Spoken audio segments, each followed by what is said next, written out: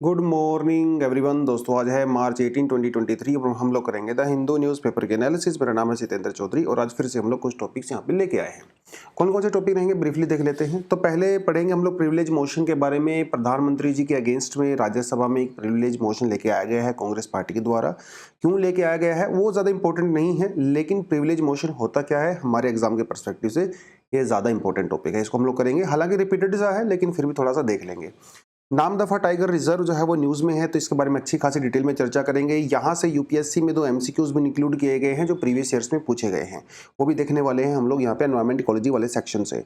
Western घाट को बचाने के लिए एक पीआईएल डाली गई है सुप्रीम कोर्ट में, और ये पीआईएल एक बच्चे के द्वारा डाली गई है। Is actually less than 18 years of old, she is less than 18 years of old, और उसके बारे में हम लोग यहाँ पे बात करेंगे।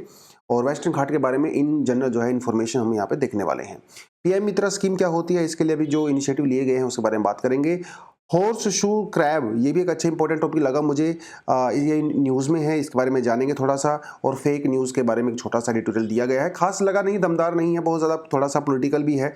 कोशिश करेंगे पॉलिटिकल चीज़ों को थोड़ा अवॉइड करें, बट उसके अंदर जो चीज़ें मेंशन की गई है वो देखेंगे। तमिलनाडु और बिहार के बीच में जिस तरह से थोड़े दिन पहले इश्यूज़ क्रिएट हुए, ऐसा फेक न्यूज़ चलाई गई कि बिहार में जो माइग्रेंट्स हैं, बिहार के जो माइग्रेंट्स हैं झारखंड के, तमिलनाडु में उनको मारा पीटा जाता है एंड ऑल दैट, उसके बारे में जो है यहाँ पे चर्चा करने वाले हैं। चलिए एक बार ब्रीफली एक बार थोड़ा फ्रंट पेज पे भी देख लेते हैं क्या है भाई। Maharashtra, Uttar Pradesh among 7 states to get textile parks.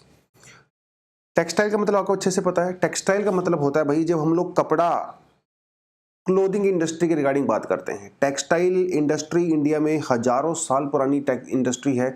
Indus valley civilisation में जो है कॉटन का यूज़ होता था, उसके बाद से through out history textile industry India की एक ऐसी इंडस्ट्री रही है जो दुनिया भर में जानी जाती है। आज भी टेक्सटाइल इंडस्ट्री इंडिया में one of the biggest textile industry है, जो करोड़ों लोगों को रोजगार तो देती ही है, साथ के साथ बहुत सारा एक्सपोर्ट करने की वजह से फॉरेन एक्सचेंज रिजर्व में भी बहुत हेल्प करती है। तो टेक्सटाइल पार्क्स जो है वो बनाए जाएंगे, उसके लिए जो है 7 स्टेट्स को जो है यहाँ पे आइडेंटिफाई किया गया है। तमिलनाडु, तेलंगाना, कर्नाटका, गुजरात, महाराष्ट्र, मध्य प्रदेश, उत्तर प्रदेश में लगाए जाएंगे टेक्सटाइल पार्क। टेक्सटाइल पार्क का मतलब ये है कि भैया यहाँ पे एक ही पार्क लगाएंगे, एक ही जगह को आइडेंटिफाई करेंगे जिसके अंदर सारी एक्टिविटी हो जाएंगी। मतलब स्पिनिंग से लेके वीविंग, प्रोसेसिंग से लेके डाइंग, प्रिंटिंग से लेके मैन्युफैक्चरिंग, आपको अलग अलग प्लांट्स में जाने की जरूरत नहीं है भैया। ये आपका वन स्टॉप सॉल्यूशन हो जाएगा। इससे क्या होगा, लॉजिस्टिक कॉस्ट आपकी बचेगी, है ना, प्रोड्यूस करने में खर्चा कम आएगा, क्योंकि सारी चीज़ें एक ही जगह पे हो जाएंगी। तो लार्ज स्केल पार्क लगाए जाएंगे जिसमें लाखों लोगों को जो यहाँ पे रोजगार मिलेगा। ये तो इन्होंने यहाँ पे बात कही है। ये स्कीम जो है 2021 अक्टूबर में, मतलब 2001 के बजट में जो है इसको बेसिकली लॉन्च किया गया था, और इसके लिए जो बजट उस समय रखा गया था that was around 4,445 crore rupees. अभी जो शुरुआत हुई है वो एक्चुअली इस पूरे पैसे की वो 200 करोड़ से हुई है, 200 करोड़ से शुरुआत हुई है। ये थोड़ा सा आपको इसके बारे में पता होना चाहिए। और इन मोदी जी का कहना है कि भाई इसमें जो है 20 लाख जो है रोजगार लोगों को मिलने वाले हैं। चलिए जी थोड़ा सा एक्स्ट्रा डिटेल देख लेते हैं। ये तो नाम दफा वाला आ गया, सॉरी, कहाँ गया अपना अपना पार्क कहाँ है भैया, अरे पार्क कहाँ पहुँच गया, ठीक है, हाँ ये रहा पार्क। देखिए PM Mitra landmark decision to empower textile sector, 7 Mitra park the total outlay of this, ये हमने अपने को करवा दिया है। बाकी आपको बताता चलूं कि भैया ये जो टेक्सटाइल पार्क हैं ये एक विज़न के तहत लगाए जा रहे हैं। उस विज़न का नाम है farm to fibre to factory to fashion to foreign, समझ रहे हो, इसे कहते हैं 5F विज़न। फार्म मतलब खेत से सीधा फाइबर बनाया जाएगा, फाइबर को फैक्ट्री में लेके आ जाएगा, फैक्ट्री से जो है फैशन के कपड़े बनाए जाएंगे बढ़िया बढ़िया, और उसको फिर फॉरेन कंट्री में एक्सपोर्ट किया जाएगा। और ये जो 7 पार्क्स बनाए जाएंगे ना, ये ग्रीन फील्ड भी हो सकते हैं और ये ब्राउन फील्ड भी हो सकते हैं। ग्रीन फील्ड का मतलब दोस्तों होता है जो पार्क बिल्कुल नया बनाया जाता है, ब्रांड न्यू स्क्रैच से बनाया जाता है, मतलब वहां पे पहले कुछ भी नहीं था। ब्राउन फील्ड होता है कि पहले ऑलरेडी वहां पे इंफ्रास्ट्रक्चर एग्जिस्ट करता है, हम उसको अपग्रेड करते हैं, मॉडिफिकेशन करते हैं, उसे कहते हैं ब्राउन फील्ड साइट्स। तो ये दोनों के बेसिस पे जो है यहाँ पे हो सकता है, पब्लिक प्राइवेट पार्टनरशिप के बेसिस पे जो है इसको जो है यहाँ पे किया जाएगा। आत्मनिर्भर भारत के बारे में हम लोग बात करते हैं। Make in India and make in India for the world, इस विजन के तहत इसको काम में लाया जाएगा। चलिए आगे बढ़ते हैं। Tiger helps uncover timber depots in the Arunachal reserve. यार ये बड़ा सा अनफॉर्चुनेट सा इंसिडेंट लगा मुझे, पढ़ के भी बड़ा अजीब सा लगा। देखिए नामदफा टाइगर रिजर्व हमारे पास है अरुणाचल प्रदेश में, ठीक है। और भाई नामदफा टाइगर रिजर्व में खुलेआम धड़ल्ले से लकड़ी की कटाई का काम चल रहा है, और वो भी भैया कोर एरिया में। ऐसे नहीं है कि साइड में कहीं कॉर्नर में चल रहा होगा, नहीं भैया, कोर एरिया में धड़ल्ले से चल रहा है, टिम्बर का काम चलता है। और ये चलता है पूरी तरह से इलीगल तरीके से, मतलब करप्शन। सोचिए आप, टाइगर रिजर्व का कोर एरिया भी सुरक्षित नहीं है, और माना जाता है कि कोर एरिया में किसी भी तरह का ह्यूमन इंटरफेरेंस नहीं होना चाहिए, ऐसा कानून कहता है। लेकिन कानून की कोई इज्जत नहीं है भाई, इलीगल तरीके से लॉगिंग एक्टिविटी यहाँ पे होती है। और ये तो शुक्र है, भगवान का शुक्र है कि वो टाइगर जो बेचारा कोर एरिया से निकल के बाहर टहलने निकल गया। अरे भाई कोर एरिया में उसके लिए जगह ही नहीं बची, तो कोर एरिया से जैसे ही बाहर निकला उसको कैमरे में कैद कर लिया गया। ऑफिशियल्स ने सोचा कि यार ये कोर एरिया से यहां क्यों आया है। ऐसा सिर्फ 2 बार हुआ है, एक हुआ है 2015 में जब टाइगर कोर एरिया से बाहर आया था, और एक हुआ है 2023 में जब टाइगर कोर एरिया से बाहर आया है। कोर एरिया से बाहर आना एक बहुत ही रेयरेस्ट ऑफ रेयर केस होता है। मतलब वो तभी आता है कोर एरिया से बाहर जब वहां पे बहुत ज्यादा टेंशन हो गई होगी, फूड नहीं है अवेलेबल या उसको खतरा है, ऑल दैट, तभी आता है वो। तो जब ये देखा गया कि भाई ये टाइगर बाहर क्यों आया है, पता चला कि वहां पे तो भाई लकड़ी कटाई का काम चल रहा है, एकदम भयंकर तरीके से इलीगल माफिया वहां पे काम कर रहा है। तब कुछ को बंद करवाया गया है, और आगे क्या होगा वो तो भगवान ही जाने। अभी तो रिपोर्ट इतनी ही आई है। लेट्स होप कि सरकार की थोड़ी आंखें खुलें, थोड़ा हमारा मिनिस्ट्री ऑफ एनवायरनमेंट भी देखे, थोड़ा सा फॉरेस्ट डिपार्टमेंट भी देखे, अरुणाचल प्रदेश का क्या क्या हो रहा है आपके स्टेट के अंदर। टाइगर बेचारे यहाँ से भाग भाग के बाहर आ रहे हैं, उनको जान का खतरा है इंसानों से। यार ये इस तरह की चीज़ें जब सामने आती है ना, तो फिर वो ब्यूरोक्रेसी के ऊपर सवाल खड़े होते हैं, वो करप्शन की फिर वही पुरानी बातें। यानी हम 21st सेंचुरी में जी रहे हैं, आज देश को आगे लेके जाना है, आप कैसी कैसी बातें कर रहे हो, है ना। तो ये कुछ चीज़ें हैं, आपको थोड़ा देखना है। बाकी इसको एग्जाम्पल के तौर पे आप डेफिनेटली यूज़ कर सकते हो। नामदफा टाइगर रिजर्व के बारे में आपको डेफिनेटली पता होना चाहिए बड़े अच्छे तरीके से। 1983 में इसका एस्टेब्लिश किया गया था एज अ नेशनल पार्क, और फिर उसी साल जो है इसको एज अ टाइगर रिजर्व भी डिक्लेयर कर दिया गया था। यूनेस्को वर्ल्ड हेरिटेज के टेंटेटिव लिस्ट में भी है। सोच के देखिए, मतलब कितनी शर्म की बात है। अच्छा थोड़ा फ्रीज हो गया होगा ये स्क्रीन, मैं इसको ना दोबारा से शेयर कर देता हूँ। बड़ी सोचने की बात है कि ये साइट यूनेस्को वर्ल्ड हेरिटेज की टेंटेटिव लिस्ट में है भैया। टेंटेटिव मतलब इसको वर्ल्ड हेरिटेज आप दिलवाना चाहते हो स्टेटस, और आप यहाँ पे इस तरह की एक्टिविटी कर रहे हो, है ना। ठीक नहीं, बिल्कुल भी ठीक नहीं है। Namdapha tiger reserve India, Myanmar और चाइना के ट्राई जंक्शन में पड़ता है। लोकेशन आपको दिखा देता हूँ, ठीक है। देखिए इधर आपका आ जाता है इंडिया, ठीक है, इंडिया आ जा रहा है, ऊपर जो है आपका चाइना आ जा रहा है, ठीक है, और इधर आपका आ जा रहा है म्यांमार। तो ये जो आपको देख रहे हो ये 2 नंबर 2 ये आपका आ जाता है नामदफा टाइगर रिजर्व, ठीक है। तो इस तरफ एक तरफ म्यांमार है, इसके एक तरफ चाइना है, एक तरफ इसके इंडिया है, तो तीनों के ट्रांजैक्शन में पड़ता है। तो वैसे भी सेंसिटिव है ये तो स्ट्रेटेजिक पर्सपेक्टिव से भी। नामदफा एक्चुअली एक रिवर का नाम है, जिस रिवर के नाम पे इसका नाम पड़ा है। और ये रिवर जो है नोआ दिहिंग रिवर की ट्रिब्यूटरी है। नोहा दिहिंग जो रिवर है वो जो ब्रह्मपुत्र के ट्रिब्यूटरी है, तो इस तरह से काम कर रहा है। तो ट्रिब्यूटरी की ट्रिब्यूटरी है ये बेसिकली, ठीक है। और भैया इंडिया में ये 4th लार्जेस्ट नेशनल पार्क है। जो पहले हैं वो है हेमिस नेशनल पार्क लद्दाख में सबसे बड़ा है, डेजर्ट नेशनल पार्क राजस्थान में, और गंगोत्री नेशनल पार्क उत्तराखंड में। और भैया ये एक बायोडाइवर्सिटी हॉटस्पॉट का भी पार्ट है, ठीक है। नामदफा टाइगर रिजर्व और नेशनल पार्क दुनिया में एकमात्र ऐसा नेशनल पार्क है जिसमें चारों वैरायटी पाई जाती हैं बिग कैट की।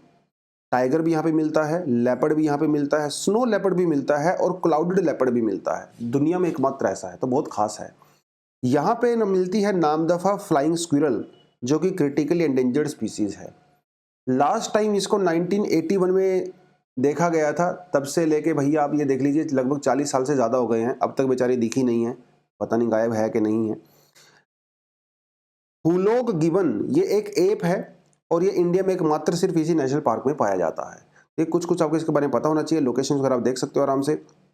जो यहाँ पे 1 वाला है ये है म्यूलिंग नेशनल पार्क, जो 2 है ये है आपका नामदफा, जो 3 नंबर आपका यहाँ पे है, 3 नंबर आप ये देख सकते हो, 3 नंबर ये आपका आ जाता है लाली वाइल्ड लाइफ सेंचुरी। जो 4 नंबर आपका यहाँ पे आ जाता है दिस वन, ये आपका है दिबांग वाइल्ड लाइफ सेंचुरी। ठीक है, तो आप थोड़ा सा इस तरह से देख सकते हो अरुणाचल प्रदेश में। यहाँ से जो क्वेश्चन पूछा गया था एग्जाम में वो ये था 2015 और 2013 में यूपीएससी में प्रीवियस ईयर में पूछे गए थे क्वेश्चंस। तो यहाँ तो सीधा सीधा सा क्वेश्चन ही है कि भाई which of the following national park has the climate that varies from tropical to subtropical temperate to arctic. ठीक है, इसका आंसर हो जाता है आपका नामदफा नेशनल पार्क। क्योंकि देखिए यहाँ पे क्या मिल रहा है भाई, यहाँ पे मिल रहा है आपको स्नो लेपर्ड। तो स्नो लेपर्ड कहाँ मिलता है, जहाँ पे आर्कटिक टाइप ऑफ क्लाइमेट होता है। उसके अलावा कंसिडर द फॉलोइंग पेयर्स 2013 में पूछा गया है नोकरेक बायोस्फीयर रिजर्व, जो है लोकटक लेक, और उसके बाद आता है Namdapha national park. 1 only, 2 and 3 only, 1 2 and 1 and.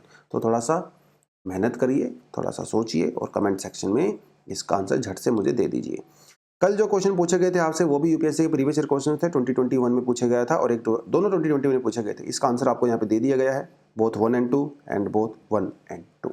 चलिए, Congress move privilege motion against PM. तो भाई पहले तो आपको ये बताता चलूं कि प्रिविलेज मोशन एक्चुअली होता क्या है।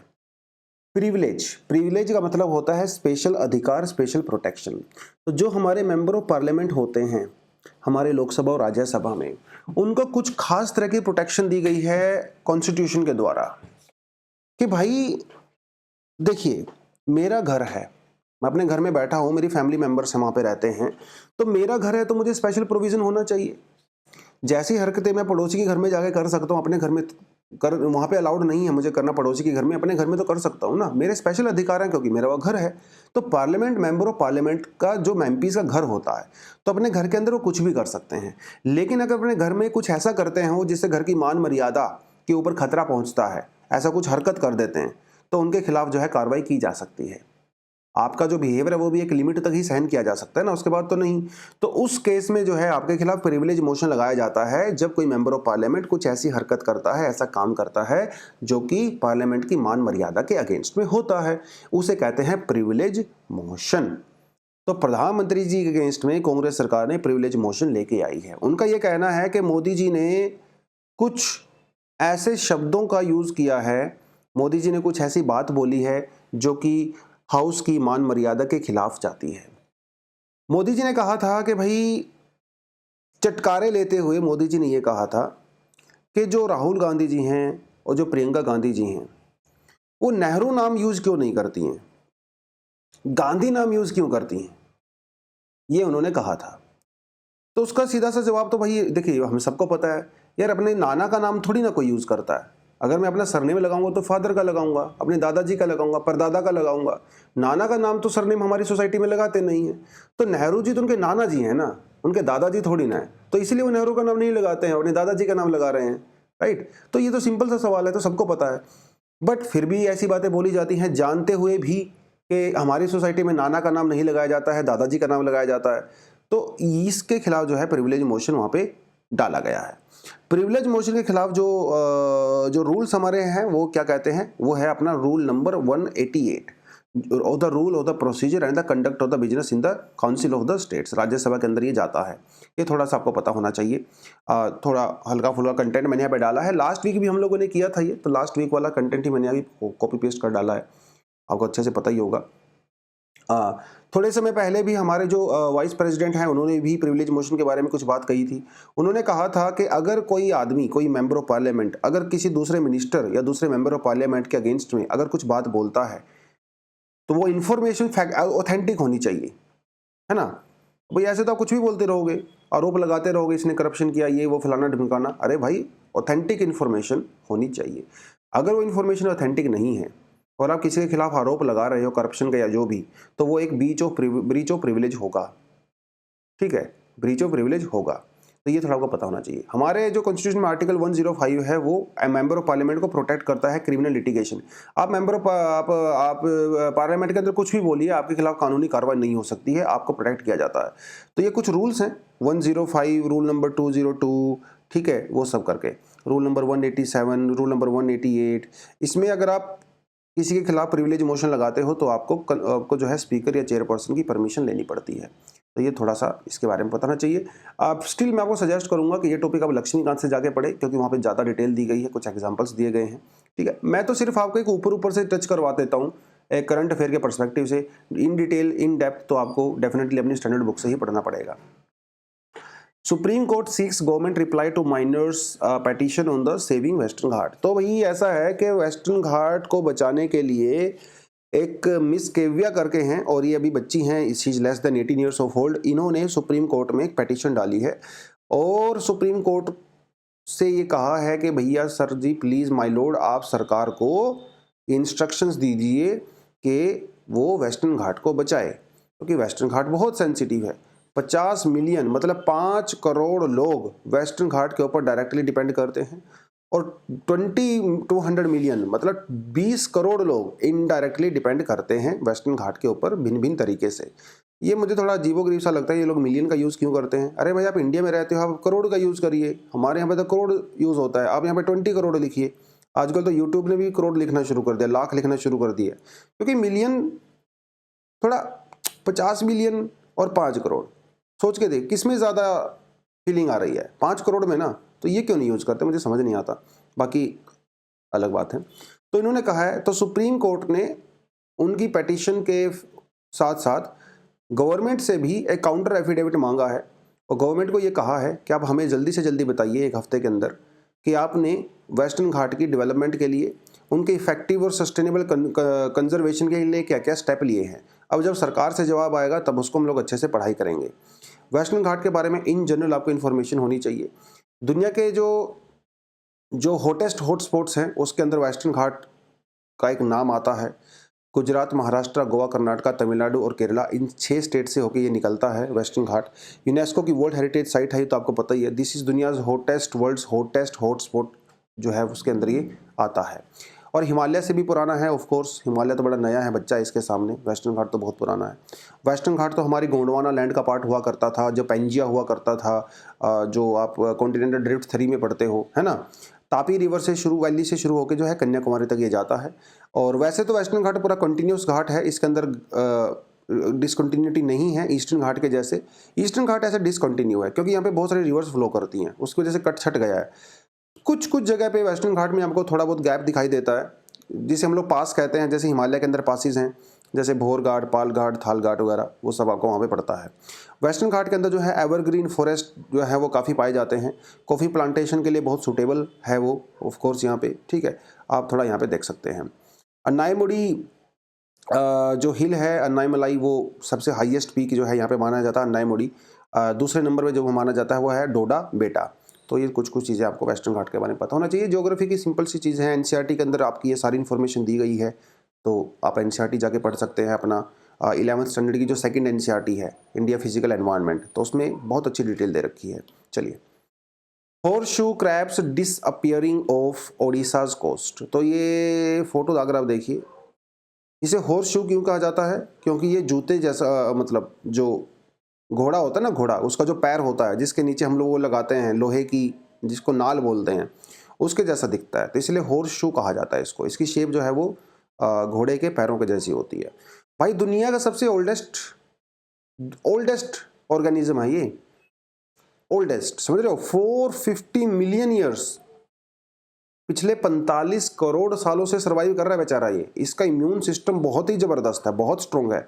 दुनिया में इतने उतार चढ़ाव आए, इतना बार क्लाइमेट चेंज हुआ, आइस एज आई, ये सरवाइव कर गया। बड़ा जबरदस्त टाइप का एनिमल है, और ये डीप सी में रहता है, डीप सी में रहता है, जैसे हमारा ओलिव रिडले टर्टल रहता है। लेकिन वो वहाँ हमेशा नहीं रहता, कभी कभी वो सरफेस के ऊपर आता है, अंडे वगैरह देने के लिए आता है, बच्चे पैदा करने के लिए आता है। कहाँ आता है? ओडिशा में आता है। जिस तरह से हमारा ओलिव रिडले टर्टल आता है, वैसे ही हमारा हॉर्सशू क्रैब भी आता है। बट अनफॉर्चुनेटली इन क्रैब्स की संख्या बहुत ज़बरदस्त तरीके से कम हो रही है, अनफॉर्चुनेटली। और ये बहुत इंपॉर्टेंट है हमारे लिए क्रैब्स, क्योंकि अगर आप देखें डायग्नोस्टिक पर्पज़ के लिए बहुत सारी मेडिसिन में इसका यूज़ किया जाता है। जो मेडिसिन वगैरह हम लोग जो एक्सपेरिमेंट करते हैं इंजेक्शन वगैरह का, वो सब यहाँ पे इनके ऊपर किया जाता है। और जो अपना प्री एक्लेम्पसिया जो डिसीज़ होता है, उसको ट्रीट करने के लिए जो है इसके ब्लड का यूज़ किया जाता है। प्रॉब्लम क्यों है, क्यों कम हो रहे हैं? क्योंकि जो फिशिंग प्रैक्टिसेस हम लोग करते हैं, जो नेट वगैरह हम लोग बिछाते हैं मछलियाँ वगैरह पकड़ने के लिए, तो वहाँ पे ये फंस जाता है बेचारा, ठीक है। और वैसे तो इसका कोई यूज़ नहीं है, खाने खोने के लिए तो इसका खास यूज़ नहीं किया जाता है, बट जो फिशरमैन होते हैं वो इसको ऐसे ही फेंक देते हैं। ये थोड़ा-सा आपको इसके बारे में पता होना चाहिए। प्रीलिम्स में जो है यूजुअली यही क्वेश्चन पूछेगा that horseshoe crab was recently in news, ठीक है, which of the following statement are true about this. तो एक तो ईस्टर्न कोस्ट पे पाया जाता है, वेस्टर्न कोस्ट पे ऐसा सच नहीं पाया जाता है। डीप सीज में ही रहता है, इम्यून सिस्टम इसका बहुत स्ट्रॉन्ग होता है, and this is the oldest animal. तो ये 3-4 इन्फॉर्मेशन अगर आपको पता होंगी तो आप आराम से क्वेश्चन जो है निकाल के ले जाओगे अपने प्रीलिम्स में, ठीक है जी। चलिए, ये सेल्फ स्टडी के लिए डाला गया है कंटेंट आपके लिए एक्स्ट्रा आर्टिकल्स में। Indian institute of astrophysics researchers develop low cost star sensors. चलिए, ये हम लोगों ने कर लिया है, ये हम लोगों ने कर लिया है। अपना बचता है लास्ट जो है आपका एडिटोरियल। तो एक बार एडिटोरियल देख लेते हैं क्या कहता है। एडिटोरियल फेक न्यूज़ के बारे में है, जो अनफॉर्चुनेट से इंसिडेंट अभी हो रहे थे। ऐसी फेक न्यूज़ फैलाई जा रही थी कि तमिलनाडु में माइग्रेंट वर्कर्स के ऊपर अटैक किए जा रहे हैं। बिहार में कई सारे पॉलिटिकल लीडर्स जो हैं वो भी इन खबरों को अपने ट्विटर के थ्रू या यूट्यूब के थ्रू जो है वो फैला रहे थे। तो ये सोशल मीडिया का बेसिकली एक मिसयूज़ है, जब आप डिस इन्फॉर्मेशन फैलाते हो, मिस इन्फॉर्मेशन फैलाते हो और फेक न्यूज़ फैलाते हो। उसके बारे में ही ये एडिटोरियल बेसिकली यहाँ पे दिया गया है। थोड़ा सा पॉलिटिकल है, ऑफ कोर्स पॉलिटिकल है, क्योंकि ये जो डीएमके है, गवर्नमेंट है जो तमिलनाडु के अंदर है, उसके स्पोक्स पर्सन है मुन्ना राज जी। तो ऑब्वियसली बात है भाई, ये न्यूट्रल तो नहीं लिखेंगे, तो ये एकदम बायस्ड टाइप का ही आर्टिकल है ऑफ कोर्स। बट कुछ पॉइंट उन्होंने यहाँ पे ठीक ठाक से लिखे हैं। तो तमिलनाडु में जो बिहार वाला इशू है वो तो आपको अच्छे से पता ही है। समस्या यहाँ पे ये है कि बाद में जब इन्वेस्टिगेशन वगैरह की गई और तमिलनाडु की गवर्नमेंट की तरफ से जब एकदम से प्रोएक्टिव होकर स्टेप लिए गए, तो ये सब सामने आया कि भैया वो सब कुछ फेक हो रहा था। A cycle of disinformation and the counter steps. तो एम.के. स्टालिन जो अभी चीफ मिनिस्टर हैं वहाँ पे डीएमके के, तो उनका 70th बर्थडे मनाया गया था अभी, जिसमें कई सारे पॉलिटिकल लीडर्स ने पार्टिसिपेट किया और सब ने ये कसम खाई कि भैया हम लोग फेक न्यूज़ से थोड़ा अवॉइड करेंगे, अपने अपने स्टेट में लोगों को अवेयर करेंगे। देखिए, तमिलनाडु के अंदर हो क्या रहा था, होली थी और जो माइग्रेंट वर्कर्स हैं वो होली पे अपने घर जा रहे थे, तो ट्रेन भरी हुई थी। उस वीडियो को इस तरीके से दिखाया गया कि वो डर के मारे जो है तमिलनाडु छोड़ के जा रहे हैं, डर के मारे, जबकि जा वो होली पे रहे थे। तो इसकी वजह से कई बार आपने देखा भी कि बिहार में भी कई सारी समस्याएं खड़ी हो गई थी, वहाँ पे लोग सड़कों वगैरह पे आ गए थे। तो जब फैक्ट चेक किया गया तो ये पता चला कि ये तो सब हंगामा फालतू में किया जा रहा है। कई सारी वीडियो तो ऐसी थी जो बिहार के अंदर शूट किया गया था और बिहार के लोगों को ही दिखाया जा रहा है कि देखो तुम्हें मारा जा रहा है, पीटा जा रहा है, जबकि वो वहीं पे शूटिंग हुआ था। तो कई सारी चीज़ें जो है यहाँ पे ख़राब हुई, ये फॉल्स इन्फॉर्मेशन वगैरह जो है वो फैलाई गई। ये तो चलो एक जनरल सी चीज़ें यहाँ पे हो गई। हुआ क्या, कौन कौन से स्टेप लिए गए तमिलनाडु के द्वारा। हेल्पलाइंस जो है वो, मोबाइल हेल्पलाइन जो है वो वहाँ पे इशू की गई। जो पुलिस फोर्स है तमिलनाडु में वो एकदम से हरकत में आई और कई सारे पुलिस जो फोर्स के बड़े बड़े ऑफिसर्स हैं उन्होंने अपने ट्विटर के द्वारा, सोशल मीडिया के द्वारा और फैक्ट के द्वारा ये दिखाया कि भाई ये सब मिस इन्फॉर्मेशन है, ऐसा कुछ भी नहीं है। बिहार से भी एक बड़ी हाई लेवल गवर्नमेंट डेलीगेशन गया था तमिलनाडु में, उन्होंने वहाँ पे सब कुछ देखा, उन्होंने कहा देखा यार ऐसा कुछ भी नहीं हो रहा, सब कुछ सही है। इवन स्टालिन जी ने खुद एक फैक्ट्री के अंदर विजिट किया जहाँ पे ज़्यादातर माइग्रेंट वर्कर्स थे और उनके साथ बातचीत किया, पता चला कि यहाँ पे ऐसा कुछ था नहीं, सब कुछ एकदम सही चल रहा है। तो सोशल मीडिया की हेल्प ली गई फेक न्यूज़ को फैलाने के लिए, उसी सोशल मीडिया का हेल्प लिया गया उस फेक न्यूज़ को ख़त्म करने के लिए। विजिट की गई, सरकार की तरफ से मीडिया में बयान आए, पुलिस ऑफिसर्स जो थे वहाँ पे जो चार्ज थे उन्होंने जो है मीडिया के सामने आके बहुत कुछ बातें बोली। तो वो सब कुछ यहाँ पे ठीक ठाक तरीके से यहाँ पे बेसिकली हो गया। अब इंडिया में क्या स्टेप लिए जाते हैं, फॉरेन कंट्री में क्या स्टेप लिए जाते हैं, थोड़ा सा उन्होंने इसका आइडिया दिया है। अगर अब यूरोप की बात करते हैं तो यूरोप के अंदर एक code of practice on the disinformation 2022 बनाया गया है, जिसके तहत कोई सोशल मीडिया प्लेटफॉर्म पे इस तरह की इन्फॉर्मेशन वगैरह के लिए पकड़ा जाता है तो उसे जो है अरेस्ट किया जा सकता है, उसके खिलाफ कार्रवाई की जा सकती है। जो भी पॉलिटिकल एडवर्टीजमेंट वगैरह की जाती हैं वो ट्रांसपेरेंट तरीके से होनी चाहिए। जो फैक्ट चेकर्स होते हैं, रिसर्चर्स होते हैं जो कि फैक्ट चेक करते हैं वो सही इन्फॉर्मेशन है कि नहीं है, उनको वहाँ पे एम्पावर किया गया है। ठीक है, तो ये कुछ चीज़ें जो है यूरोप के अंदर की गई हैं। ब्रिटेन के बारे में तो हम लोगों ने बात किया ही था। ब्रिटेन के अंदर भी अभी एक और बिल जो है वो इशू किया जा रहा है, ये शायद फिर से फ्रीज हो गया होगा, let me share this again. Britain में जो अभी बिल आया है सोशल मीडिया की तरफ से, जिसमें सोशल मीडिया के जो प्लेटफॉर्म है फेसबुक, व्हाट्सएप वगैरह, इनको कहा गया कि भैया आप जो है मैसेज पढ़िए, हमें बताइए। ऑनलाइन सेफ्टी बिल हम लोगों ने 2-3 दिन पहले इसके बारे में अच्छे से बात किया था। हालांकि व्हाट्सएप और इन ग्रुप्स ने कहा है कि भाई ये प्राइवेसी के अगेंस्ट में है। सरकार का ये कहना है कि ये फेक न्यूज़ को दूर करने में काम करेगा, हेल्प करेगा, और जो टेररिस्ट एक्टिविटी होती हैं उसको दूर करने में हेल्प करेगा। ये विदेशों में कुछ कुछ लिया जा रहा है। मैं ये नहीं कह रहा हूँ कि बहुत इफेक्टिव है, ना वहाँ इफेक्टिव है ना यहाँ इफेक्टिव है। सोशल मीडिया को कंट्रोल करना इतना आसान नहीं है आज के समय में, जिस तरह से वो पब्लिक डोमेन में आ चुका है। इंडिया में क्या किया जाता है इस चीज़ों के लिए? इंडिया में बेसिकली कोई खास ऐसा कानून वगैरह नहीं है जो कि डिसइंफॉर्मेशन को रोकने, फैलने से रोके। ऐसी मीडिया में कोई सीरियस डिस्कशन नहीं की जाती है हमारे यहाँ पे कि फेक न्यूज़, क्योंकि यार मीडिया वाले खुद फेक न्यूज़ फैलाते हैं तो वो तो क्या ही रोकेंगे। नी जर्क एक्शन लिए जाते हैं। नी जर्क एक्शन मतलब जब कुछ बड़ा होता है, कुछ ऐसा अनफॉर्चुनेट इंसिडेंट होता है, तब सरकार हरकत में आती है। तो क्या करती है सरकार? इंटरनेट सर्विस बंद कर देती है। ये सबसे सिंपल तरीका जो है सरकार को मिल गया है, जब ऐसा कुछ होता है तो इंटरनेट सर्विस बंद कर दो। यार ये लॉन्ग टर्म सॉल्यूशन नहीं है। आर्टिकल 19 के नाम पे जो एक्सेप्शंस आप उनका यूज़ करके ये सब कर देते हो। कभी कभी किसी को अरेस्ट कर लिया जाता है ना, फ्रीडम ऑफ स्पीच के नाम पे। ज़्यादातर अगर आप देखोगे सरकार ने अभी क्या किया, एक अपना जो PIB है, प्रेस ब्यूरो ऑफ इंडिया, इसके अंडर भी जो है सरकार ने कुछ कार्रवाई की है, लेकिन ताकि जो मिस इन्फॉर्मेशन को टैकल किया जा सके। लेकिन सरकार यूजुअली ऐसी इन्फॉर्मेशन को टैकल कर दी है जो सरकार के अगेंस्ट में है। अपोजिशन के अगेंस्ट में जब फेक न्यूज़ आती है तो सरकार कुछ भी कार्रवाई नहीं करती है, ना किसी को अरेस्ट करती है, कुछ नहीं करती है। 2021 में जो है guidelines of digital media ethics code जो है रिलीज़ किए गए थे, जिसमें सोशल मीडिया जो इंटरमीडियरीज हैं, प्लेटफॉर्म्स हैं, उनके ऊपर कुछ रिस्पॉन्सिबिलिटी डाली गई थी। हालांकि वो मामला अभी कोर्ट के अंदर चल रहा है, क्या होगा बाद की बात है। हमारे पास जो हमारा IT एक्ट है 2000, उसका जो सेक्शन 69A है, इसके तहत किसी भी ऐसे कंटेंट को रिमूव करवाया जा सकता है सोशल मीडिया से, जो कि काफ़ी प्रॉब्लमेटिक होता है। बट यहाँ पे भी ज़्यादातर ऐसे कंटेंट को फोकस किया जाता है जो सरकार के अगेंस्ट में है, ऐसे को अगेंस्ट नहीं किया जाता जो कि अपोनेंट्स के अगेंस्ट में है। तो यहाँ पे भी डिस्क्रिमिनेशन डेफिनेटली होता है। तो ये कुछ कुछ चीज़ें जो है इन्होंने यहाँ पे बोली हैं। बाकी डिसइंफॉर्मेशन तो बड़ी यार बेकार चीज़ है। जो समाज के अंदर कम्युनल हार्मनी है उसको इम्पैक्ट करता है नेगेटिवली, राइट। तो वो कुछ कुछ चीज़ें जो है इन्होंने इस आर्टिकल के अंदर बताई हैं। ज़्यादा मैं पॉलिटिकल नहीं जाऊँगा क्योंकि वो हमारे लिए रिक्वायर्ड नहीं है। मोर और लेस थोड़ा बहुत फेक न्यूज़ के बारे में आपको पता होना चाहिए। फेक न्यूज़ क्या होता है, फेक न्यूज़ क्यों फैलाई जाती है, ठीक है, फेक न्यूज़ और सोशल मीडिया का क्या रोल है, गवर्नमेंट का यहाँ पे क्या रोल है, कौन कौन से इनिशिएटिव लिए गए हैं, डोमेस्टिक कौन कौन से इनिशिएटिव हैं, इंटरनेशनल कौन कौन से इनिशिएटिव हैं, ठीक है। आप अपने लेवल पे जो है हम लोग कैसे फेक न्यूज़ को रोक सकते हैं, पब्लिक का क्या रोल है फेक न्यूज़ को प्रमोट करने में, उसको फैलाने में। तो ये कुछ कुछ जो प्रीलिम्स के पर्सपेक्टिव से चीज़ें हैं, कुछ एग्जांपल्स वगैरह आपको पता होना चाहिए फेक न्यूज़। जैसे ये तो एग्जांपल ऑफ कोर्स हो ही गया तमिलनाडु माइग्रेंट वर्कर्स वाला, है ना। इस तरह के कुछ एग्जांपल आपको पता होने चाहिए। तो एक अच्छा सा मेंस के पर्सपेक्टिव से आपका यहाँ पे कंटेंट तैयार हो जाता है। अगर आप सॉरी तो अगर आप जो है लिखना चाहते हो तो लिख भी सकते हो, ठीक है। Discuss the reasons and impact of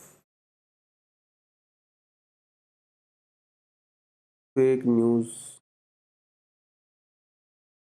in recent years.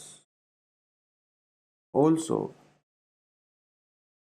mention few steps to be taken.